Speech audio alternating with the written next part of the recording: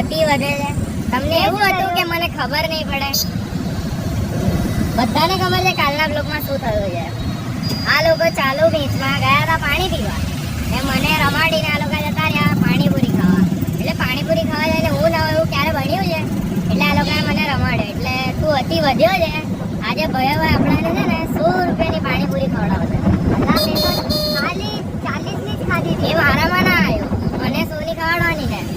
પૈસા નથી. એ જીએસટી લાગે હવે એના 60 રૂપિયા ઉપરના. પૈસા નથી ભાઈ. એ મારામાં નહીં આવ્યો. તારે વાસણ ઘસી દેવાના રહે. આ ચાલ હવે દેખીએ છે આજે શું થાય છે. કરીએ છીએ પછી સાંજે ક્રિકેટ રમવા જઈએ. તારે આજે વધારે મજા આવશે ક્રિકેટમાં. આજે ડિફેન્ડ નહીં, આજે ચેસ થશે. હું જેની ટીમમાં હોય એ જ જીતે. સમજ્યા? અલ્યા તમે મુંબઈ ઇન્ડિયન્સ વાળા છો, અમે આરસીબી વાળા છે. આરસીબી વાળી મેચ છે ને હવે આઈપીએલ જીતી ગઈ છે એટલે અમે પણ જીતીશું. મળ્યા પછી તો બજાર ફેન હવે ઘરે આવી ચૂક્યા છે. તો હમણાં હું ક્રિકેટ રમવા જવા કહેતો હતો તો ઘરેથી તો ડરાવે છે યાર.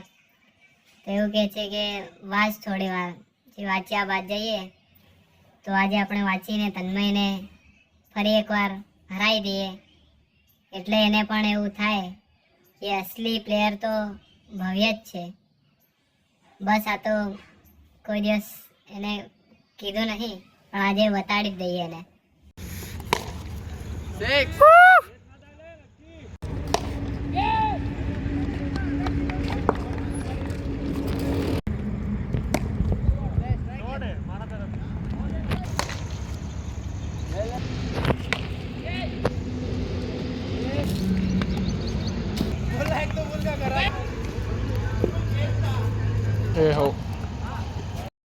હમણાં તો મેં ટ્યુશનથી પાછો ઘરે ફરી રહ્યો છું. તો આજના મેચનું પરિણામ